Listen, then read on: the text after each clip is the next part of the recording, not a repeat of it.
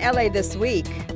Hundreds of these students from Dearborn Elementary School in Northridge taking part in emergency drills as part of the Great California Shakeout. But how prepared are local kids if and when the big one hits? I'm Gil Reyes with a story next. I'm Anna Marcos. How will firefighters keep Angelenos safe in the next devastating brush fire? The answer lies in a new high-tech app called WiFire. That's coming up. From student to city employee, a young man's journey with the Department of Cultural Affairs. I'm Rasha Goel, and that story's up next.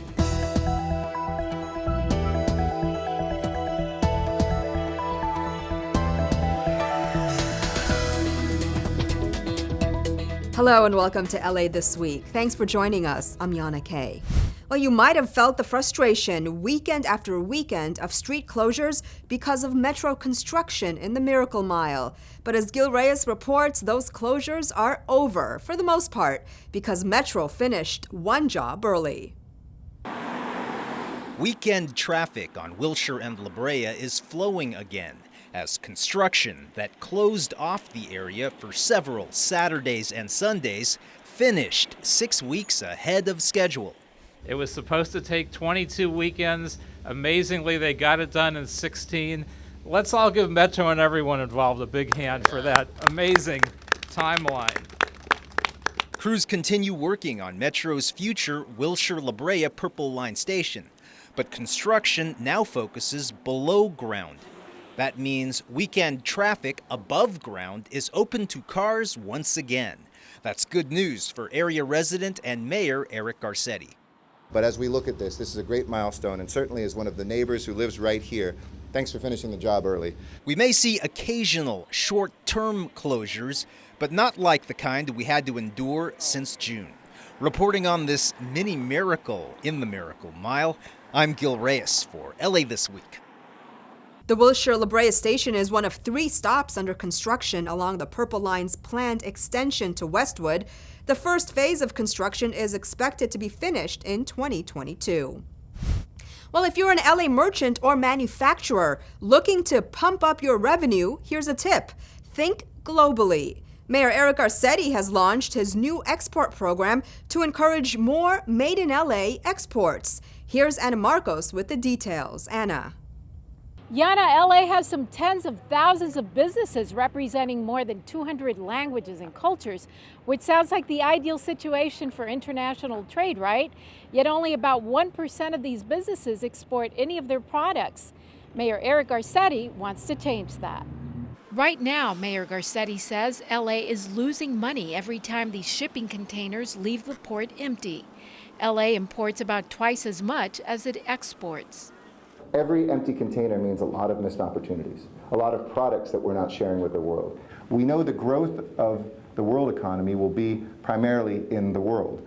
95% of the world's consumers living outside the U.S. and 81% of the world's economic growth in the next 5 years is projected to happen outside the United States. This event helped launch the mayor's new export program. It aims to do 3 things: reach out to LA manufacturers and merchants about export opportunities, help them with technical know-how, and take them on trade tours around the world to drum up business in growing economies. And it helps to think outside the box. So in Europe, Danish furniture is very popular. We have great furniture that's made in the U.S. that's of at least the same quality. How can we compete? We have an opportunity. Patty Schmucker helps cosmetics companies find new markets globally. And for an LA company, that's an easy sell. Southern California has really become the epicenter for beauty. The movie industry, the entertainment industry has exported our lifestyle all over the world, so there's huge demand. But you have to know how to do it right. So how can you export your business? The city plans to launch new workshops in the next few months to teach merchants and manufacturers how to boost their bottom line across the global markets. I'm Anna Marcos for LA This Week. Although the information is not up just yet, you can watch for the new workshops to roll out over the next several months by visiting business.lacity.org. Well, turning now to earthquake safety. It can be calm 1 minute, then boom, an earthquake. Experts say when it happens, and it will, first responders will be just too busy to care for everyone. That's why millions participated in the Great California Shakeout. Emergency drills in preparation for the worst. Gil Reyes has more from a school in Northridge. Fire inside the classroom, and that's not all. There's also a hazardous materials spill, collapsed buildings, also injured and missing students throughout campus. But don't worry, it's just practice. Earthquake practice. We're doing this drill today with the Los Angeles Fire Department, LA School Police, LAPD, and MySafe LA to demonstrate what will happen. This is all part of the Great California Shakeout. Various locations throughout the state taking part in emergency drills in preparation for the big one. Today, we're at Dearborn Elementary School in Northridge, where firefighters say the students are prepared. I'm amazed. I'm really amazed at what the children actually know. The stop, drop, and roll, protecting your head, getting under something stable. These are things that we want our kids to understand and do automatically, instinctively. It's also important not to run. And if you're outdoors, move to an open area to avoid trees, signs, and other things that might fall on you. Schools like Dearborn get ready to fend for themselves, as firefighters will likely be too busy to respond immediately to everyone. There's only 1,000 firefighters on duty at any one time in the city of Los Angeles. There's 4 million people. There's 1,000 schools in the LA Unified School District. If 10 schools like this had earthquake damage like this, that would consume nearly all the firefighters in the city. Firefighters will need help from us, the community. Groups like the Volunteer Emergency Command Center in Reseda has ham radios ready to go to communicate with first responders, as cell phone service will likely be down. Now, the only part of this that probably will work is going to be your instant messaging. With the ham radio, it will work under any and all circumstances, and we do this. Net control, N4BMP. And now I'm plugged in and I can give and receive information from wherever I am. The community actually has a responsibility to look after themselves. And to practice emergency situations at school and at home. In Northridge, I'm Gil Reyes for LA This Week. At home, officials recommend that you have enough food and water to last your family at least 3 days. For other tips, log on to mysafela.org. Well, if there were to be an earthquake or another crisis, would you be able to react to save a stranger's life? Well, the LA Fire Department is rewarding 2 heroic Good Samaritans who did just that. Anna Marcos has more on the happy reunion with the people they helped save. 1, 2, 3, 4, 5. Tasha Thompson-Eisen grows emotional and covers her face. She's listening to the 911 call she made as she tried to save a heart attack victim's life with CPR when she stopped by the side of the road to help him. I felt something wrong when he was gasping for air and his eyes rolled back and I was like, okay, nope, that's a problem. He's not getting enough air, so I definitely need to give chest compressions. Hi, nice to meet you. Lots of handshakes and hugs on this day as the LA Fire Department hosts this get-together. 2 heart attack survivors are reuniting with their rescuers and the paramedics and hospital staff who helped save them. Mike Parent was saved in part by Thompson's CPR efforts. I'm living proof that if you do CPR, you can save someone's kid, someone's father, someone's grandfather, whatever. The message emergency workers want to get across is not knowing CPR is no excuse for not helping a stranger in distress. You can still save a life. Thompson herself got help and coaching on CPR by a 911 dispatcher during the crisis. Knowing CPR can truly save a life, and I encourage all Angelenos to learn this life-saving skill. I honestly think they should teach CPR in high schools, but if you don't know it, you should learn it. And if you don't know it and if you don't learn it, don't hesitate to still help somebody, because if you call 911, they'll coach you through it. And it looks like Thompson will get her wish. The LA Fire Department has partnered with the LA Unified School District to teach CPR to high school students. Knowing this first aid skill could mean the difference between life and death. I'm Anna Marcos for LA This Week. And the second heart attack victim at the reunion was Ronnie Noriega, who was also saved by a quick-thinking couple. Well, as you just saw, the LAFD relies on Good Samaritans to help during an emergency. But the department is also turning to technology to help fight fires. Anna Marcos checks out the new WiFire app that helps predict fire behavior.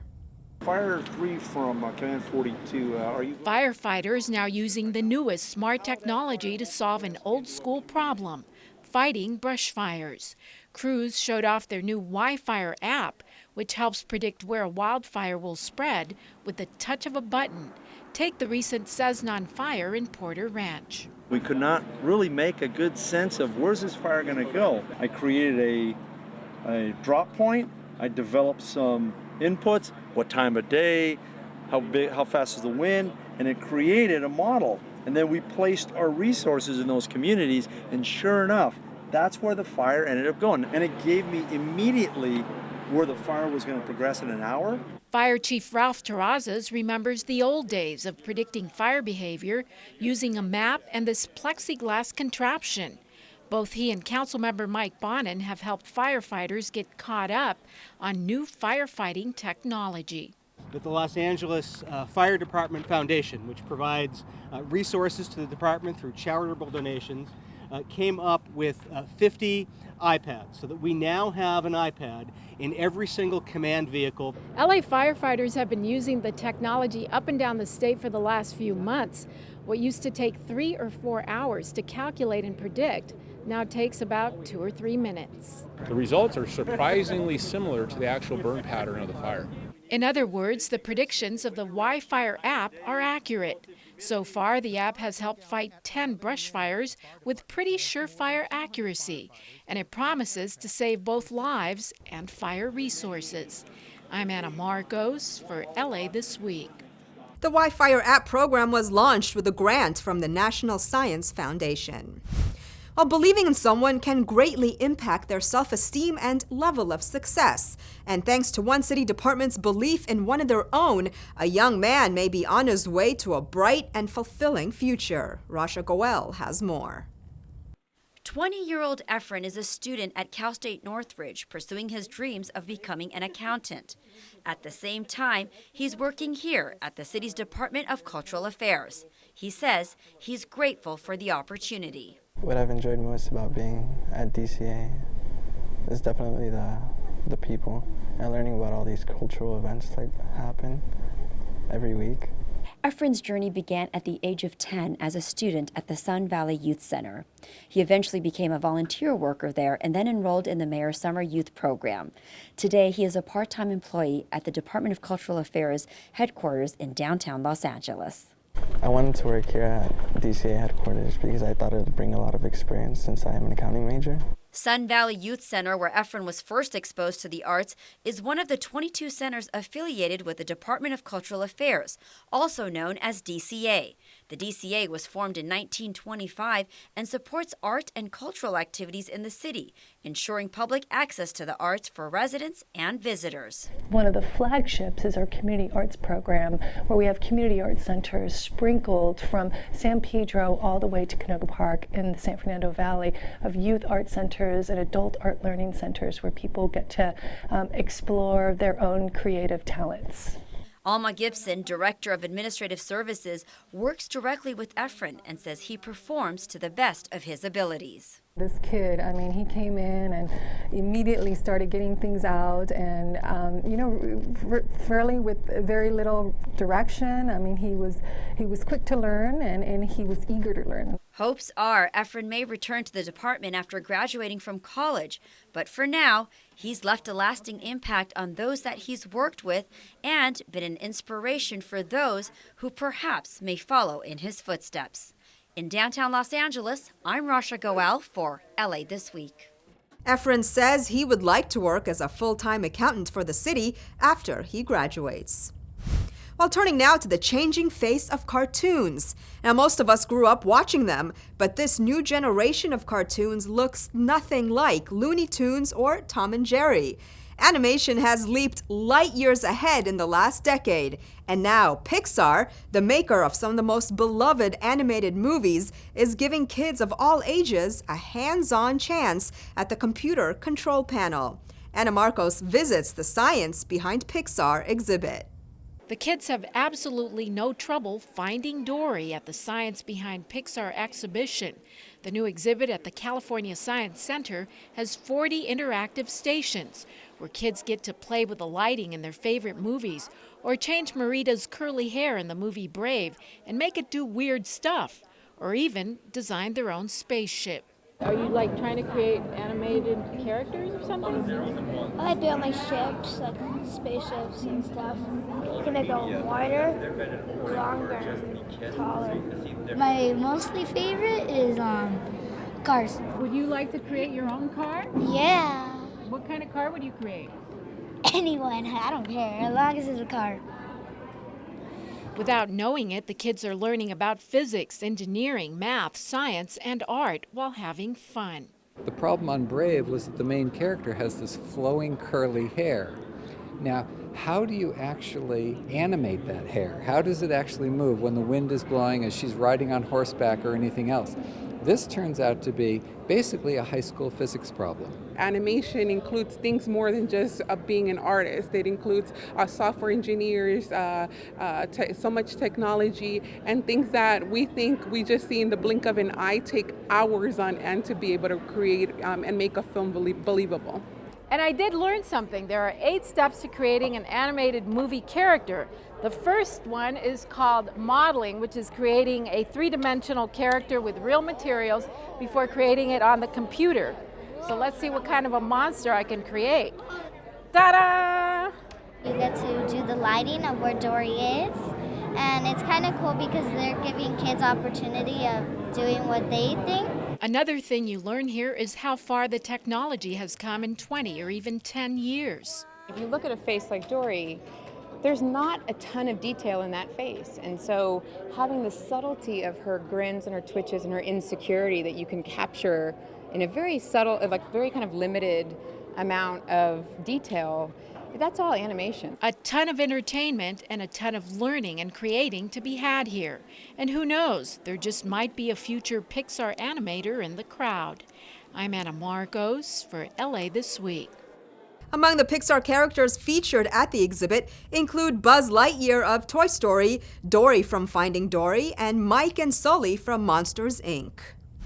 Well, from advancements in animation to interactive apps and games on your phone. And now a new app, kind of like Pokemon Go, helps you learn things about the environment. Gil Reyes has more on this new app from the Discovery Cube in Lakeview Terrace. Riding on the success of Pokemon is a new augmented reality mobile game for LA City parks. You get to learn new things about what happens and how to save water. The game, called Agents of Water, teaches kids about the importance of conservation during this 5th year of drought. The game was developed by the group Discovery Agents, with support from the LA City Department of Recreation and Parks. 2 years ago, long before we had heard of Pokemon Go, we're willing to imagine, what if we could take best practices in gaming?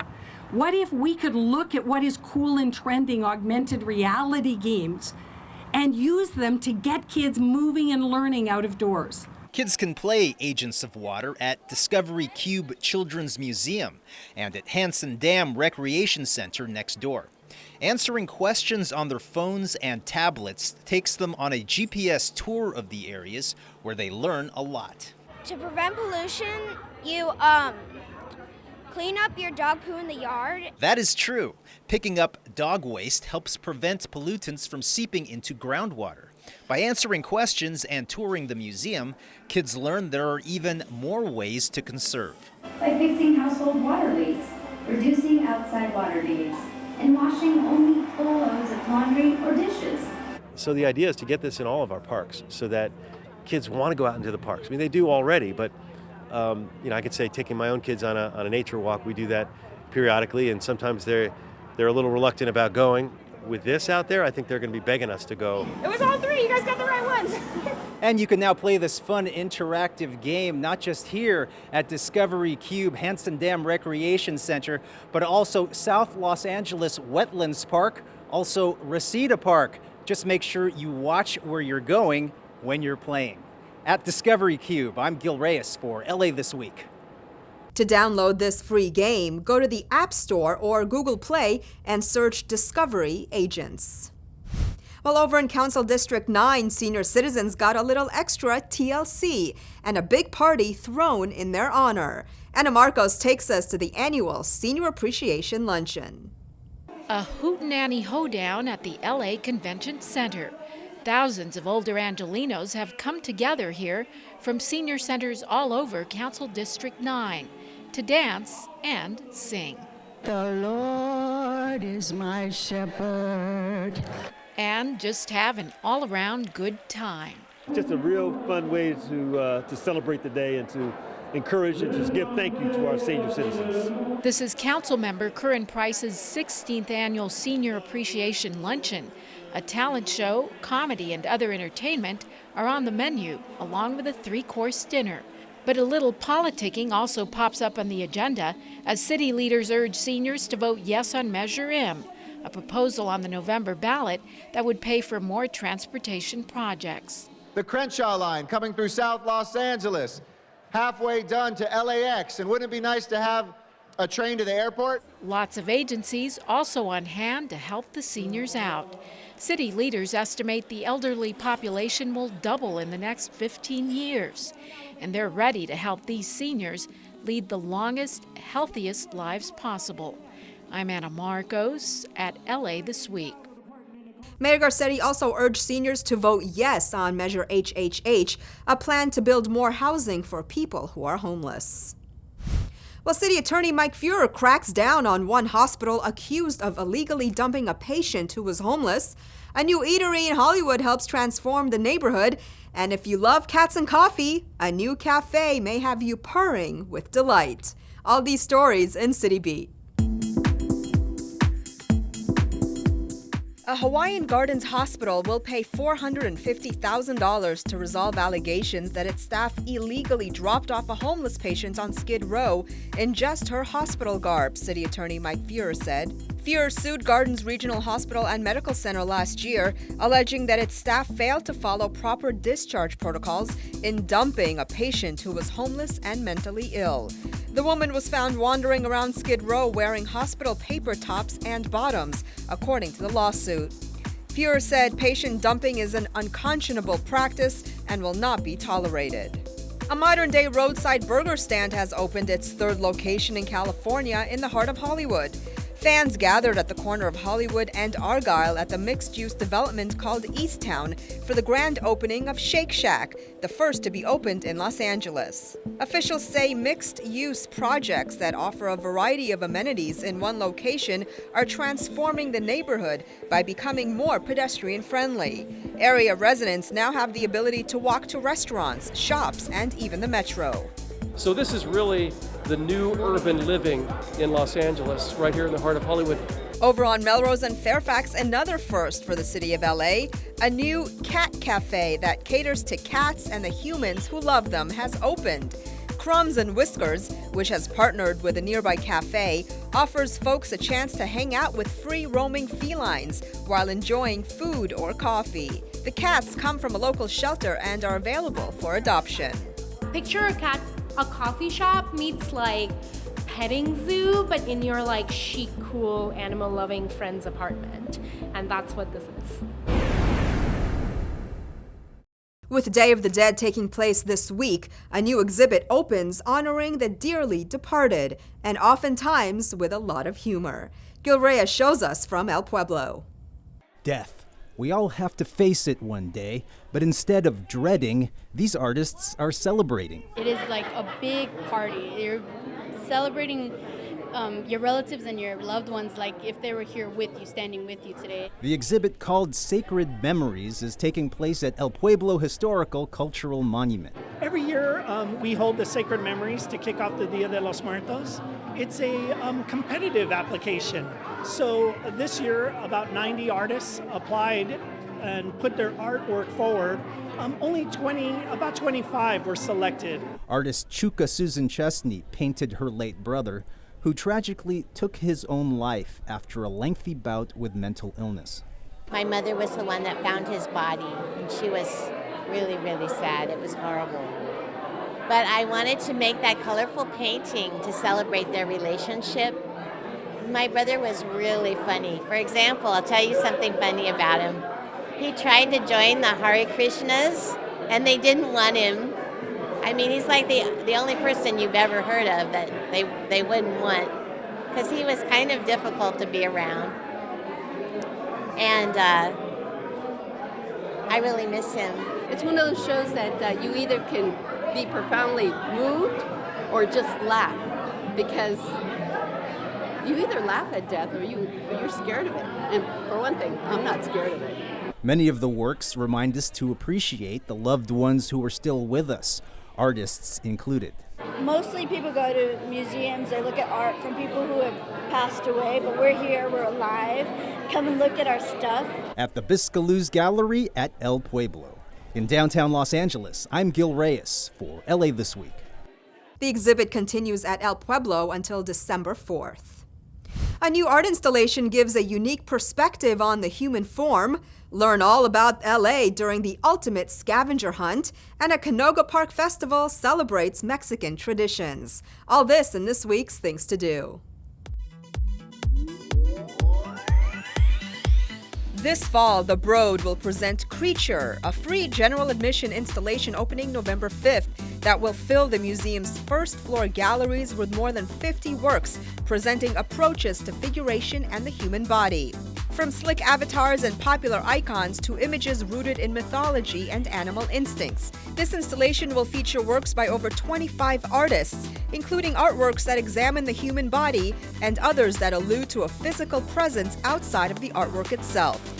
Check it out at The Broad from November 5th through March 19th. For more, visit thebroad.org. This is an outdoor and indoor trek that'll cross a small part of the city. Along the way, you'll learn and be exposed to LA art, architecture, culture, and history. You'll also have a boatload of fun. You will literally find long hidden treasure in either people, places, objects, or more. Complete tasks and solve puzzles. Make new friends. Have an adventure and a story to tell. Teams often have to perform a certain task before receiving their next clue. It all takes place on Saturday, November 5th, starting at 9:30 a.m. at Union Station. For more, visit meetup.com/IWannaDoThat. It's the 16th annual Main Street Canoga Park Dia de las Muertes Festival. The street festival is a traditional cultural event that celebrates the ancient Mexican and Central American traditions of paying homage to loved ones who have passed. Festivities are continuous all day in historic downtown Canoga Park, which is the recipient of the All-American City Award. The festival showcases live musical entertainment, vendors, international foods, artist exhibits, altered displays, a children's art pavilion, and a large classic car show. It all takes place at Sherman Way and Canoga Avenue on Sunday, November 6th. For more, visit culturela.org. And that's a look at some things to do. Well, that's going to do it for this edition. I'm Yana Kane from all of us here at LA This Week. Thanks for joining us. A reminder that you can catch us online at lacityview.org. You can also follow and like us on Facebook. We'll see you back here next week for more of LA This Week.